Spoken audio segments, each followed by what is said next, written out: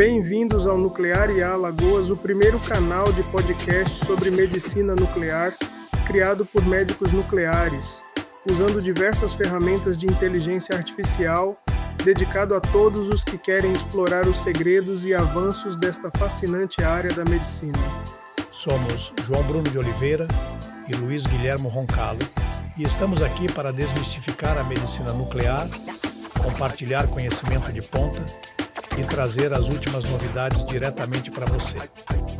Imagine um espaço onde a inteligência artificial se une à expertise médica para criar conteúdo claro, preciso e acessível. Aqui vamos falar desde os princípios básicos até as tecnologias mais avançadas, como PET-CT, terapias com radiofármacos e diagnósticos de precisão. Quer você seja um profissional da saúde, um estudante ou simplesmente alguém curioso sobre como a medicina nuclear está revolucionando o diagnóstico e o tratamento de doenças, este é o lugar para você. Juntos vamos explorar casos clínicos intrigantes, discutir pesquisas inovadoras e responder às suas perguntas sobre essa especialidade que une ciência, tecnologia e cuidado ao paciente. Então prepare seus fones de ouvido, porque no Nuclear IA Alagoas, a medicina do futuro está ao seu alcance. Vamos começar essa jornada? Aperte o play, inscreva-se no canal e junte-se a nós nesta aventura pela medicina nuclear, porque aqui, conhecimento e inovação andam de mãos dadas. Hoje vamos nos aprofundar na cintilografia de perfusão miocárdica, ou CPM, como carinhosamente a chamamos, um exame que continua sendo o pilar da avaliação funcional em cardiologia nuclear.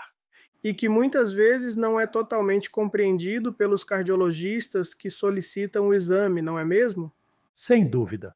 Quantas vezes não recebemos pedidos vagos como cintilo cardíaca sem especificação do tipo de estresse ou protocolos? Já perdi a conta. Por isso achei que seria muito útil abordarmos os princípios básicos da CPM, especialmente focando nos aspectos que os cardiologistas precisam compreender para solicitar e interpretar adequadamente os resultados. Vamos começar pelo básico, então.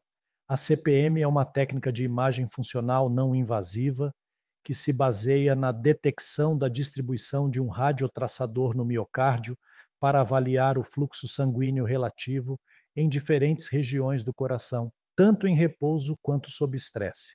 Exato.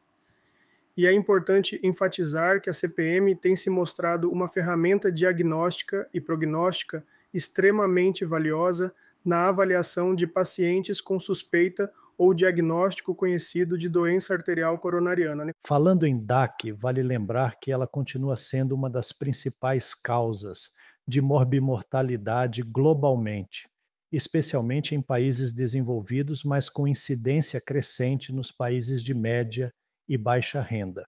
Sim, e as diretrizes atuais frequentemente recomendam modalidades de imagem funcional não invasivas, como a CPM, como testes diagnósticos iniciais em pacientes com probabilidade pré-teste intermediária a alta de DAC.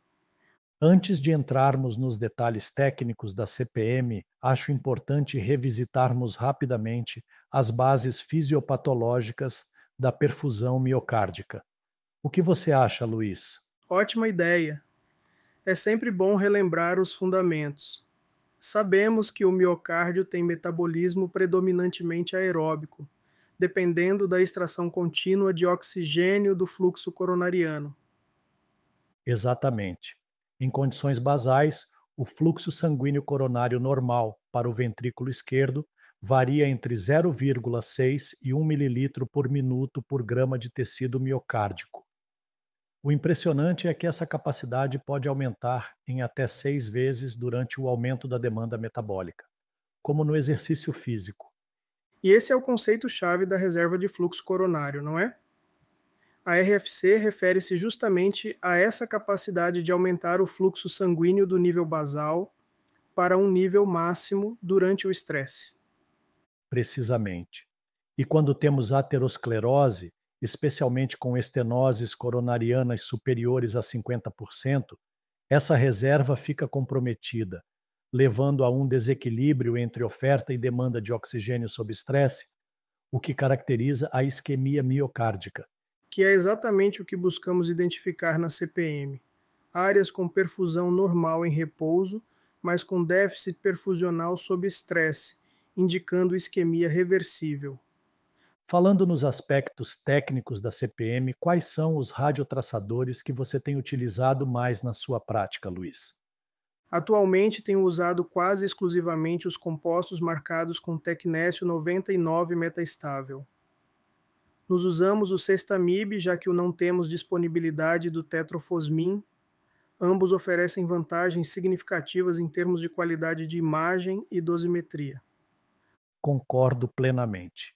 Esses compostos são lipofílicos e carregados positivamente, o que facilita sua passagem pelas membranas celulares e seu aprisionamento nas mitocôndrias das células miocárdicas viáveis.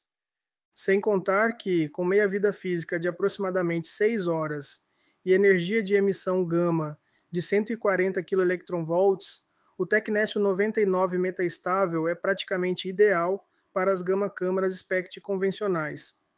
Verdade. E quanto ao talho 201, ainda o utiliza em alguma situação específica? Raramente, para ser honesto. Ocasionalmente para estudos de viabilidade miocárdica específicos, já que o talho 201, como análogo do potássio, é captado através do mecanismo de transporte ativo sódio-potássio ATP-AC, refletindo não apenas o fluxo sanguíneo, mas também a viabilidade celular. Já falando sobre os protocolos, você prefere estresse físico ou farmacológico? Idealmente, sempre prefiro o estresse físico quando possível. O teste ergométrico nos permite avaliar não apenas a perfusão, mas também a resposta hemodinâmica, a capacidade funcional e possíveis sintomas induzidos pelo esforço, informações valiosas que complementam a avaliação perfusional. Concordo plenamente. Além disso, o exercício é mais fisiológico, mas sabemos que muitos pacientes não conseguem atingir a frequência cardíaca alvo no ergométrico, o que nos leva ao estresse farmacológico. Exatamente. E nesse cenário, quais agentes você tem preferido, João? Tenho utilizado bastante o dipiridamol ultimamente. Não obstante, como nos já sabemos, embora não disponível, o regadenoson como agonista seletivo do receptor A2A da adenosina tem um perfil de segurança e tolerabilidade favorável, além da praticidade da administração em dose fixa e rápida. Interessante. Ainda uso muito a adenosina e o dipiridamol, que, como sabemos, são vasodilatadores coronarianos que promovem o roubo coronariano, um aumento desproporcional do fluxo em artérias não estenóticas, criando um gradiente de perfusão. E a dobutamina ainda tem seu lugar, especialmente em pacientes com contraindicações aos vasodilatadores, como asma grave ou DPOC. Sem dúvida, embora eu recorra a ela com menos frequência, principalmente devido ao maior risco de arritmias e à necessidade de monitorização mais intensiva. Vamos falar um pouco sobre a técnica SPECT? Você tem acompanhado os avanços tecnológicos nessa área? Absolutamente. A SPECT revolucionou a medicina nuclear cardíaca ao superar as limitações da imagem planar, permitindo uma avaliação tridimensional da perfusão miocárdica com melhor contraste e resolução espacial. E a incorporação da técnica de gated SPECT foi outro marco importante, não é mesmo? Sem dúvida. A sincronização com o ECG nos permite avaliar não apenas a perfusão, mas também parâmetros funcionais como a FEV, volumes ventriculares e motilidade segmentar. É praticamente um 2 em 1, perfusão e função em um único exame. Isso tem enriquecido muito nossa capacidade diagnóstica. Sabe o que tenho achado cada vez mais relevante nos últimos anos, Luiz? Os marcadores não perfusionais na CPM. Como a dilatação isquêmica transitória e a redução da FEV pós-estresse. Exatamente. A dilatação isquêmica transitória TID, por exemplo, tem se mostrado um marcador interessante de isquemia extensa e ou grave. Quando observamos um aumento do volume da cavidade ventricular esquerda nas imagens de estresse em comparação com as de repouso, mesmo sem defeitos perfusionais evidentes, devemos ficar alertas. Concordo, embora algumas publicações recentes tenham questionado a utilidade clínica da TID, especialmente com o uso de regadenoson e certos softwares de análise. O que você acha desse debate? Acho que isso reflete a complexidade da interpretação da CPM. Precisamos integrar as informações perfusionais e não perfusionais no contexto clínico individual de cada paciente e não confiar cegamente em parâmetros isolados. Muito bem colocado. E quanto à redução da FeV pós-estresse? Você valoriza esse achado na sua prática? Definitivamente, uma diminuição significativa da FeV nas imagens pós-estresse pode refletir isquemia extensa ou atordoamento miocárdico. Vários estudos têm demonstrado o valor prognóstico incremental desse parâmetro na estratificação de risco. Acho importante também discutirmos as aplicações clínicas da cintilografia de perfusão miocárdica.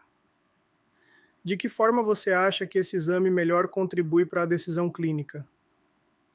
A CPM se destaca em várias situações. No diagnóstico de doença arterial coronariana em pacientes com probabilidade pré-teste intermediária, na estratificação de risco após síndrome coronariana aguda, na avaliação de pacientes com condições que podem afetar a interpretação do ECG de esforço, como bloqueio de ramo esquerdo. E na orientação da decisão entre tratamento médico otimizado e estratégias de revascularização, não é? Dados robustos mostram que pacientes com isquemia envolvendo mais de 10% do miocárdio tendem a se beneficiar mais da revascularização. Exatamente. E não podemos esquecer o valor prognóstico da cintilografia de perfusão miocárdica. Pacientes com CPM normal geralmente apresentam um baixo risco de eventos cardíacos a curto e médio prazo, informação valiosa para o manejo clínico. João, estamos chegando ao final do nosso tempo. Que mensagem você deixaria para os cardiologistas que solicitam e interpretam resultados de cintilografia de perfusão miocárdica na sua prática diária? Eu diria que a CPM é uma ferramenta poderosa, mas sua utilidade máxima depende da integração dos achados com a história clínica do paciente, o ECG e outros exames complementares.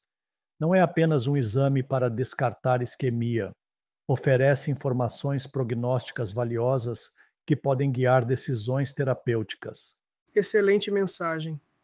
E eu acrescentaria: não hesitem em conversar com o médico nuclear antes de solicitar o exame, especialmente em casos complexos.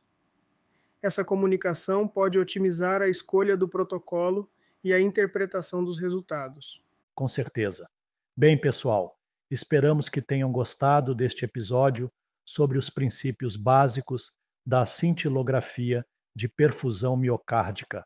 Continuem nos acompanhando na Nuclear IA Alagoas. Muito obrigado pela audiência. Até o próximo episódio.